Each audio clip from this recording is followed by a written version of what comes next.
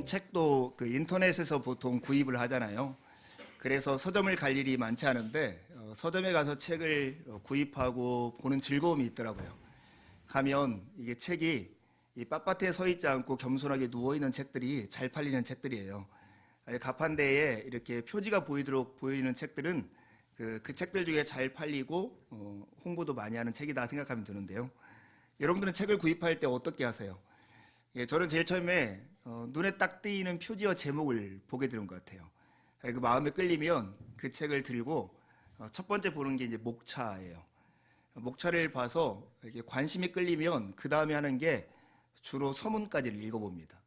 서문을 읽어보면 이 책을 쓰게 된 동기, 그 다음에 이 책의 내용, 이 책의 구성, 그 다음에 이 책 때문에 감사했던 사람들에 대한 이야기, 이런 것들이 쭉 나와서 대충 그 책을 읽지 않아도 서문을 통해서도 이 책이 무엇인가 얼핏 짐작할 수 있더라고요. 여러분, 오늘 우리가 함께 읽은 이 말씀 있잖아요. 누가복음 1장 1절에 4절에 있는 말씀은 누가복음이라고 하는 책, 더 넓게 얘기하면 누가복음과 사도행전을 포함한 이 한 권의 책, 누가행전의 서문입니다. 그래서 누가 누구에게 이 책을 써보내고, 그리고 이 책이 왜 쓰고 있고, 이 책 안에는 무슨 내용이 담겨져 있고, 이 저자 누가가 어떠한 방식으로 이 책을 쓰고 있는가를 이 짧은 말씀 속에 다 포함되고 있어요. 특별히 1절에 보면 우리 중에 이루어진 사실에 대하여 이렇게 시작하는데, 이것이 바로 누가가 누가행전을 통해서 전달하려고 하는 내용입니다. 이미 우리 가운데 이루어진 그 사실을 자기 역사적인 방법을 통해서 너희에게 전하려고 한다 하는 것이죠. 근데 이 서술의 방식도 이렇게 소개를 해요. 처음부터 그 사건을 목격한 사람들, 그리고 말씀의 일꾼이 되어서 우리에게 전해준 사람들이 있는데, 그 사람들이 여러 죄악들을 썼는데 그것들을 자기도 세심하게 살핀 다음에 데오빌로라는 각하에게 차례대로 써서 역사책을 전하는 방식으로 내가 전하고 있다라고 이야기를 하죠. 이 책을 쓰는 사람은 누가인데 받는 사람은 데오빌로 각하라고 이렇게 분명하게 나와 있습니다. 그리고 이 책을 써보내는 목적은 오늘 설교의 제목처럼 데오빌로 각하가 이미 알고 있는 바를 더 확실하게 하기 위해서 이 글을 쓴다, 이렇게 말합니다. 누가는 처음부터 말씀의 목격자요 전파자가 된 사람들이 전해준 그대로 예수님의 이야기를 잘 정리된 형태로 기록하여서 보내고 있는 것입니다. 이미 이루어진 사실에 대해서 기록하고 있기 때문에 이것은 누가가 지어낸 얘기가 아니라는 것이죠. 그리고 목격자이고 말씀의 일꾼된 사람들이 전해준 그대로 기록하기 때문에 누가가 기록하고 있는 이 내용이 충분히 믿을만하고 근거 있는 이야기다 하는 말이기도 할 겁니다. 모든 일을 그럼부터 살핀 다음에 차례대로 기록하고 있으니 지금 이것을 읽는 독자들에게 딱 알맞은 방식으로 이 예수님의 이야기를 소개하고 있다, 이렇게 말할 수 있습니다. 여러분, 책의 성격을 알면 그 책을 어떻게 읽을 것인가가 보입니다. 누가복음은 알고 있는 바를 더 확실하게 할 목적으로 데오빌로라고 하는 사람에게 쓰여진 책입니다. 그렇다고 데오빌로만을 위한 책은 아닙니다. 또한 우리를 위한 책이기도 합니다. 여러분, 신앙생활을 하면서 우리가 이 성경과 관련해서 우리 신앙생활에 걸림돌이 두 가지 있다고 생각해요. 한 가지는 무지예요. 우리는 오랫동안 신앙생활을 하는 경우 특별히 우리가 예수님에 대해서, 그 다음에 성경에 대해서 잘 알고 있다라고 착각을 하곤 합니다. 근데 뜻밖에도 30년, 40년 신앙생활을 하지만 성경을 정독해서 한 번도 읽어보지 않은 사람이 뜻밖에 많습니다. 그리고 그렇게 읽더라도 이 내용의 볼륨이 작지 않기 때문에 그 내용들을 머릿속에 이해하고 자기가 줄거리를 말할 정도로 누구인가 소개해 줄 정도는 이르지 못합니다. 우리 스스로가 예수님의 이야기에 대해서 충분히 알고 있다라고 지금 생각하고 있다면 어쩌면 우리가 우리 자신을 속이고 있는지도 모릅니다. 그래서 우리는 오래 신앙생활한 사람일수록 예수님의 이야기에 대해서, 신앙생활에 대해서 낯설게 보려고 애써야 합니다. 오늘 누가복음을 우리가 쭉 설교하는 과정에서 싸워야 할 첫 번째 싸움이 이 무지와의 싸움입니다. 예수님에 대해서 궁금증이 우리 가운데 일어났으면 좋겠어요. 호기심이 일어나서 예수님이 누구시고 그분이 어떤 일을 행하셨는지, 어떤 맥락에서 예수님이 이 땅에 오셨는지, 이런 것들을 우리가 알므로써 예수님 안에 일어난 그 사건의 풍성함, 그것들을 우리가 깨달을 수 있으면 좋겠다 하는 생각이 듭니다. 첫 번째 우리가 싸움이 무지와의 싸움이라면 두 번째 걸림돌 우리가 싸워야 할 싸움의 대상은 무관심과의 싸움입니다. 우리가 무엇인가에 관심을 가질 때 언제 관심을 갖는가를 생각해 보십시오.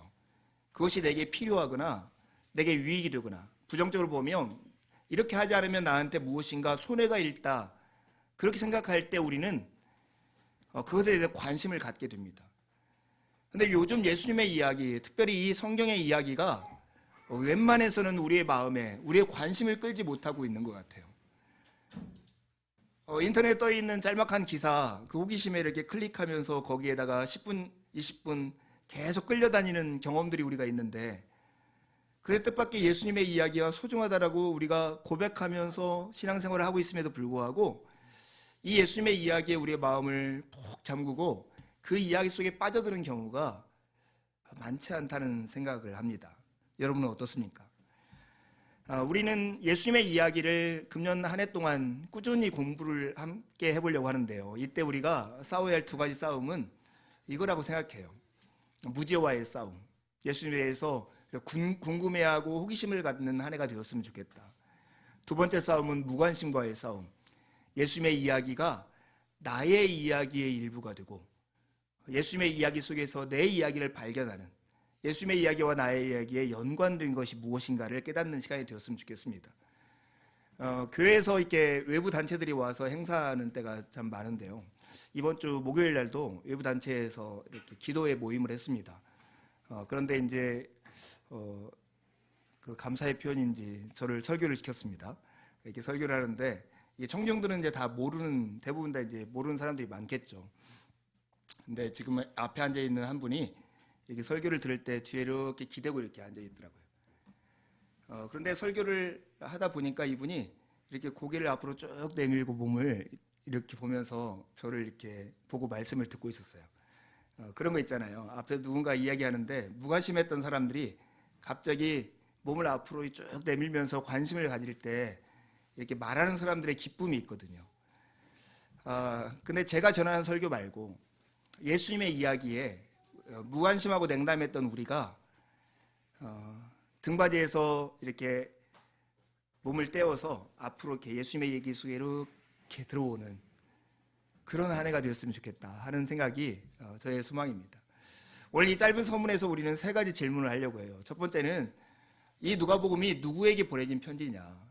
두 번째는 누가복음을 통해서 누가가 의도했던 목적이 무엇인가. 세 번째는 누가복음이 전하려고 하는 내용이 무엇인가 하는 것입니다. 첫 번째 이 편지는 데오빌로 각하에게 보내진 편지입니다.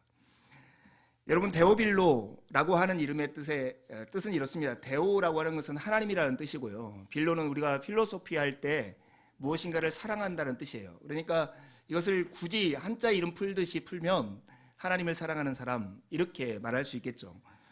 그렇지만 정확히 데오빌로가 누군지는 우리가 알 수 없습니다. 단지 그가 복음에 대해서 이미 어느 정도는 알았어요. 배워 알았지만 누가의 생각에 더 확실하게 알 필요가 있었던 사람입니다. 그게 바로 데오빌로의 현실이었죠. 여러분, 데오빌로 뒤에 그의 호칭이 있잖아요. 각하. 우리는 뭐 대통령 각하할 때 이 각하를 쓰는데 높은 직위라는 건 알겠죠. 근데 똑같이 누가가 기록한 사도행전에 보면 이 각하라는 이름이 쓰여 있는 두 명의 인물이 나와요. 하나는 베릭스고 하나는 베스도예요. 근데 둘 다 누구냐면 로마의 총독들이에요. 로마의 총독들에게 각하라는 이름을 쓰였다는 것은 이 각하라는 호칭이 제법 그 당시 고위 관료를 향한 호칭이었을 수 있겠다 하는 생각이 듭니다. 그렇다면 이 데오빌로는 이 누가복음을 기록하도록 재정적 지원을 했던 로마에 속해 있던 고위 관리라고 우리는 생각할 수 있겠죠. 그렇지만 그가 누구인지 밝혀지지 않은 상태에서 그를 누구인지 추정하는 것보다 더 중요한 것은 그가 지금 이 복음에 대해서 가지고 있는 마음의 상태예요. 이미 복음을 들었어요. 그런데 복음에 대해서 온전히 알지 못하기 때문에 궁금해요. 누군가의 도움을 받아서 자기가 들었던 이 복음을 더 확실하게 알고 싶은 사람. 그게 바로 데오빌로인 것이죠.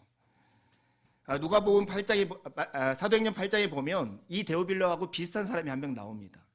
예루살렘에 박해가 있을 때 많은 사람이 흩어졌는데 흩어졌던 사람 중에 한 명이 예루살렘 교회의 7 집사 중에 하나인 빌립이었어요. 빌립이 성령의 인도함을 따라서 가던 길에 한 사람을 만나는데 그게 뭐냐면 지금의 에티오피아라는 나라의 간다게라는 왕의 재정을 담당했던 넷이었어요. 그 사람을 딱 만났는데 그 사람이 선지서를 읽고 있었어요. 그때 빌립이 그에게 했던 질문이 유명하죠. 읽는 것을 깨닫는요? 읽고 있는 것을 깨닫고 있습니까? 이해하고 있습니까? 이렇게 묻자 그가 나를 지도하는 사람이 없으니 내가 어떻게 깨달을 수 있겠습니까? 이 간다게의 내시는 정말로 주님에 대해서 알고 싶은데 그것을 누군가 설명해주고 지도해주는 사람이 없어서 알 수 없는 그런 상태. 이 간다게의 내시가 이 데오빌로의 마음 상태하고 비슷했을 거예요. 여러분, 우리에게도 복음을 들었는데 그 주님에 대해서 더 알고 싶고 알아야 할 필요가 있다면 우리 모두도 데오빌로들 중에 한 명일 수 있고 우리가 데오빌로다 이렇게 말할 수 있는 것입니다. 누가복음은 예수님과 그분의 이야기를 더 알고 싶어하는 데오빌로들의 이야기, 데오빌로들을 위한 책입니다.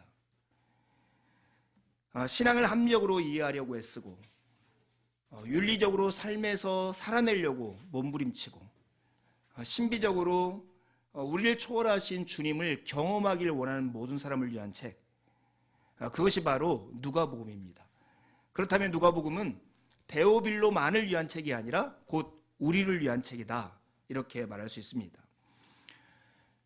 여러분에게 이 누가복음이 우리들의 이야기고 우리의 삶과 친밀한 이야기가 되기를 간절히 바랍니다.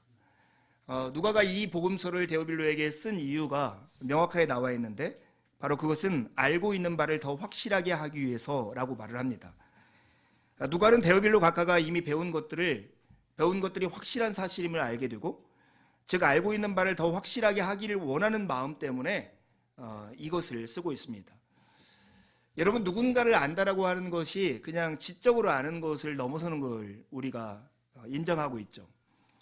내가 누군가를 안다면 그 사람과의 관계가 지금 우리가 생각하는 것보다 훨씬 더 인격적인 관계일 때 그것을 안다라고 말을 하고 성경이 말하는 알미 딱 그것입니다. 저는 지지난주에 일주일 동안 세미나에 참여했는데 그 세미나에 강사로 오신 한 분이 되게 유명한 선교사님이었어요. 그런데 이제 선교사님의 강의가 되게 감동적이었고 많은 사람들에게 이제 박수를 받았는데 제가 그 반에서 반장이었거든요. 그래서 이제 감사의 표시를 위해서 선물을 주러 나가는데 사실 이 선교사님과 저하고의 관련이 조금 있었어요. 어떤 관련이 있었냐면 제가 해외에 잠깐 살 때 우리 집에 와서 저녁 식사를 먹으면서 같이 한 저녁을 부부와 함께 보낸 적도 있고 하루 동안 그 미국 선교사님 그 집에 가서 점심을 먹고 오후 내에 같이 보낸 적이 있었어요. 근데 이분이 나를 기억할까? 이런 생각을 했어요. 근데 아마 기억하지 못할 거다. 왜냐하면 이분은 워낙 활동이 많고 만나는 사람들이 많기 때문에 기억을 못할 거라 생각했어요. 그렇게 생각한 이유 중에 하나가 뭐냐면 예전에 제가 아버지 학교라고 하는 것을 해외에 있을 때 이렇게 준비해서 시행한 적이 있는데 그때 아버지 학교의 총책임자였던 김성목 장로님이 저희 집에 와서 3일 동안 묵고 갔거든요. 근데 제가 부교역자로 있을 때 그 교회 강사로 오신 거예요. 아우, 장로님 너무 반갑습니다. 제가 그때 그랬습니다. 그랬더니 이분이 기억을 못 하더라고요. 그래서 이렇게 훌륭한 분들한테는 이렇게 아는 채도 모를 수 있겠다 이런 생각에서 제가 이 성교사님한테도 성교사님 그런 적 있는데 저를 기억 못 하시죠? 그랬더니 이분이 기억 못 하네요. 그러더라고요. 그래서 제가 선물을 주면서 나름 이 상황에서 묵상을 했어요. 내가 예수님에 대해서 잘 안다라고 생각했어요. 예수님, 내가 그때 아플 때 극적으로 제 병을 낫게 해주셨잖아요. 제가 그때 절망 속에 있을 때 주님이 저를 찾아오셔서 제 손을 잡아주셨잖아요. 나한테는 굉장히 뜻깊고 중요한 의미의 시간이어서 나는 다 기억하고 있는데 예수님은 너무 바쁘셔요. 너무나 많은 일을 하고 계세요. 그래서 예수님 앞에 갔을 때 주님 저 기억하시죠? 그랬더니 주님이 글쎄요, 그랬었나요? 이렇게 말한다면 어떨까 하는 그런 묵상을 그 자리에서 나눈 적이 있어요. 이렇게 깊이 생각했어요. 주님이 우리가 보통 사람들의 한계만큼 우리를 모른다 하지 않으시겠죠. 저는 그렇게 믿습니다. 하지만 우리가 사람과 사람의 관계 속에서 안다라고 하는 정도가 어떤 걸까? 그냥 나에게 이벤트처럼 어떤 한 사건을 통해서 내가 그 사람을 경험했고 만났다 하는 것을 내가 그 사람을 안다라고 말을 할까?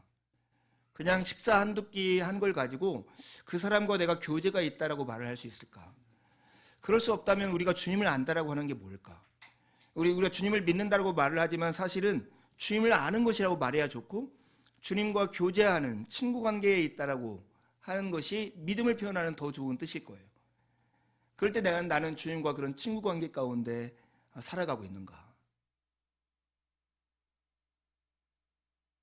제가 그 사건을 통해서 스스로를 이렇게 돌아보면서 생각했던 것입니다. 오늘 데오빌로가 복음에 대해서 알고 있었지만 더 확실하게 알 필요가 있었던 것처럼 오늘 우리에게도 우리가 예수님을 알고 나름의 각자의 경험이 있지만 지금보다도 더 주님을 알 필요가 우리에게 있다는 것을 우리 스스로가 깊이 새기는 그런 시간이 되었으면 좋겠습니다.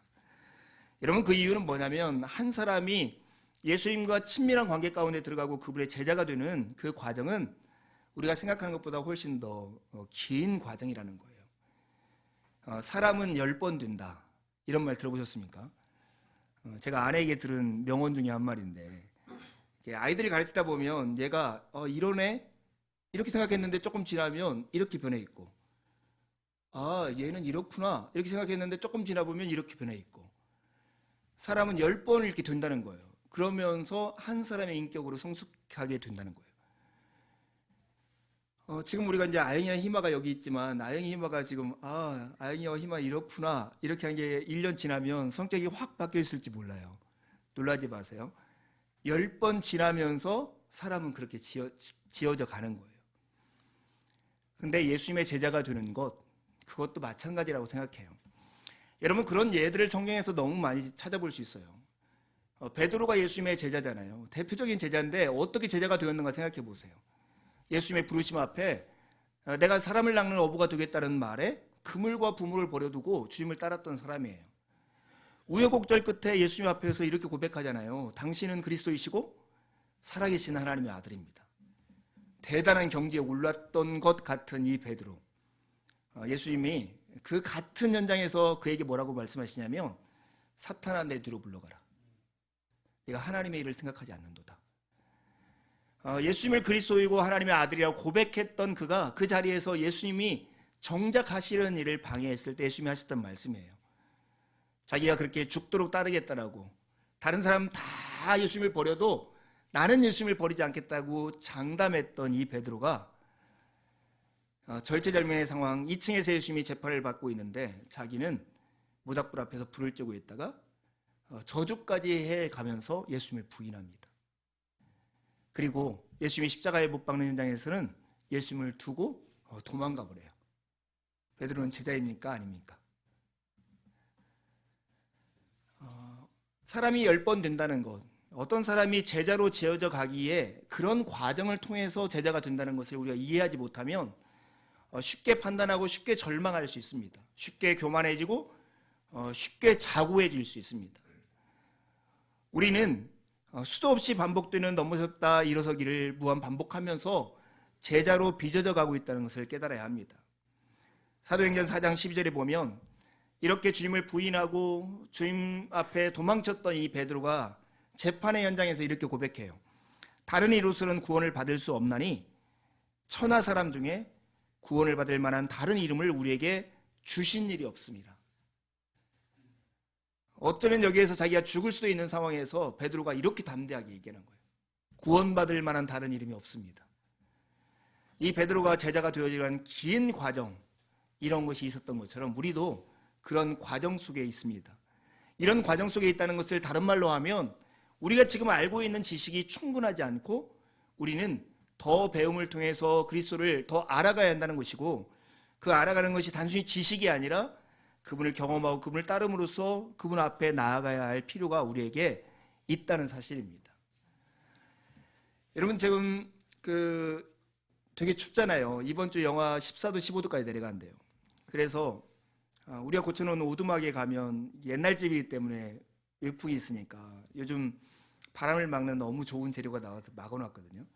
그래서 바람이 정말 창틀로 거의 스며들지 않는 것 같아요. 제가 거기 있으면서 그런 묵상을 했어요. 바람이 스며들지 못하는 대신에 밖에 있는 것이 들을 가능성은 없어지는구나. 바람을 막는 기능은 다 했는데 밖에 있는 바람이 이 안을 건드릴 수 있는 가능성이 전혀 사라져버린 거예요.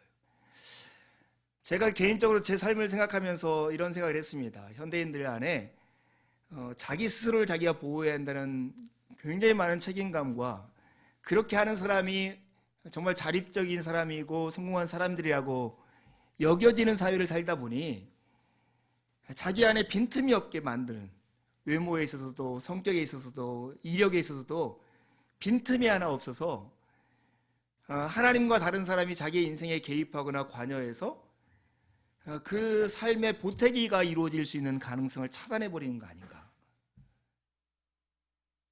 성령을 바람이라고 합니다. 바람이 되신 성령님께서는 우리의 삶과 부딪히면 우리를 움직이게 하고 우리를 변화시키게 하는 힘이 있어요. 근데 우리가 스스로 모든 것을 알고 있고 나는 서 있고 나는 충분하다라고 하는 이 마음 때문에 성령께서 우리의 갈라진 틈으로 새어 들어와서 우리의 인생과 우리의 마음에 부딪혀서 우리를 움직이게 하고 우리를 변화시키게 하는 가능성을 우리가 스스로 차단하고 있지 않는가. 예수님에 대해서 알고 있는 바를 더 확실하게 아는 방법이 있습니다. 그것은 주님의 가르침을 따라서 철저하게 제자로서 살아가는 것입니다. 배워서 굳게 믿은 진리 안에서 머물며 예수님을 아는 지식을 몸에다가 새기는 것, 그것이 바로 우리가 예수님을 온전히 알아가는 길일 것입니다. 여러분, 예전에 중국 영화가, 홍콩 영화가 정말 인기 있을 때 그때 했던 중국 무술을 뭐라고 부르는지 아세요? 아무도 모릅니까? 중국 무술? 쿵후? 안 맞아봐가지고 잘 모르는 거죠. 쿵푸라고 하는 건데요. 사실은 그 쿵푸가 한자어로 쓰면 공부거든요. 공부를 이렇게 중국어로 발음할 때 쿵후예요. 쿵푸인데 중국 사람들에게 특히 유교 배경에서 공부라고 하는 것을 뭐라고 했냐면 우리가 가지고 있는 지식을 몸에다가 새기는 것, 그것을 공부라고 했어요. 그래서 몸을 단련하는 것이 굉장히 중요한 공부 중에 하나였던 거죠. 현대적인 표현으로 하면 우리가 알고 있는 지식, 우리가 믿고 있는 신념이 우리의 삶의 습관이 되도록 만드는 것, 그것이 바로 공부인 것이죠. 여러분, 우리가 예수 그리스도를 알아간다는 것, 그것도 마찬가지입니다. 학습할 때 습자가 이렇게 새들이 날갯짓 하는 모양이잖아요. 새가 날갯짓을 통해서 자기 몸에다가 날아가는 것을 새기는 것처럼 공부, 학습 이런 것들이 다 같은 맥락입니다. 우리가 예수님을 알아간다는 것은 예수님에 대해서 믿고 알고 있는 그것이 우리의 삶이 되도록 애쓰는 것, 제자로서 살아보고 믿음 안에 거하고 그것을 몸에 새기는 것이 바로 공부이고 경건의 연습들입니다. 여러분, 우리가 예배에 오는 시간이나 예배 드리는 태도나 이 모든 것도 사실은 우리가 생각하는 대로 하는 게 아니라 몸에 새겨진 대로 움직입니까? 자기 몸에 너무 자연스러운 반응처럼 그렇게 하고 있는데 스스로를 점검하지 못하면 우리가 어떠한 생각이 우리가 표현되고 있는가를 이해하지 못할 때가 있습니다. 이 누가복음을 받는 모든 사람들은 데오빌로들 중에 한 명입니다. 이들을 위해서 편지를 쓴 이유는 알고 있는 바를 더 확실하게 하기 위한 것입니다. 마지막으로 우리가 던질 질문이 누가복음이 무엇을 담고 있느냐는 것입니다. 우리 중에 이루어진 사실에 대해서 지금 기록하고 있다는 것입니다. 우리 중에 이루어진 사실, 때 이루어진이라는 말이 원어 자체로도 완료형으로 쓰여 있습니다. 어떤 것이 완료형이라는 의미는 뭐냐면 과거 언제부터 시작된 그 일이 끝났고 그 일이 지금 내 삶에서 영향을 미치고 있다는 것입니다. 예수님의 이야기, 예수님의 사건은 하나님이 원래 계획하셨고 선지자를 통해서 우리에게 알리셨고 예수 그리스도 안에서 성취하신 어떤 일이라는 거예요. 우연히 발생한 일이나 아니면 누군가가 가공한 이야기가 아니라 하나님께서 우리가 무엇인가를 요구하고 의도하기 전부터 계획하셨고 선지자를 통해서 그 뜻을 나타내셨고 그리고 예수 그리스도 안에서 우리를 위해서 성취하신 일. 그러기에 지금 우리 중에 이루어진 사실, 이 말은 이 큰 사실 중에 일부가 우리다 하는 고백이기도 합니다. 일종의 역사를 우리에게 말을 하는 것이죠. 역사라는 것은 오늘 우리를 있게 만든 과거를 뜻합니다. 예수님의 얘기가 그런 것입니다. 예수님의 이야기 때문에 오늘 예배하는 우리가 지어져 있습니다. 그 이야기 속에는 하나님이 누구신지, 그가 어떤 목적을 가지고 계신지를 우리에게 보여줘서 우리 인생의 근본적인 문제가 해결되었다는 소식이 그 안에 담겨져 있어서 복음인 것입니다.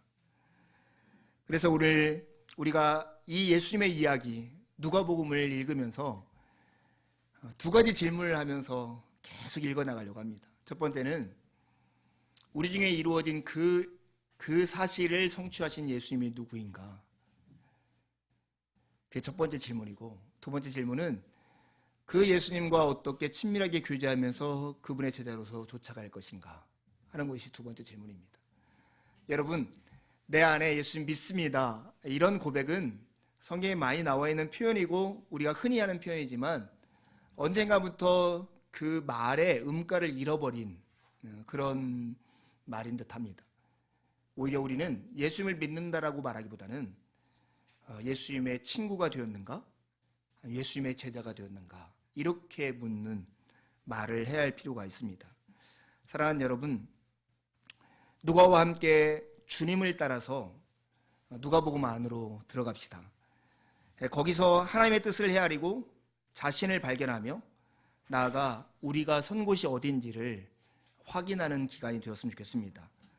우리 주 예수께서 이 걸음에 동행하시며 우리의 눈을 밝히셔서 예수님이 누구이고 그분을 따라가는 우리의 삶이 어떠한 것인지를 알려주실 것입니다. 함께 기도하시겠습니다.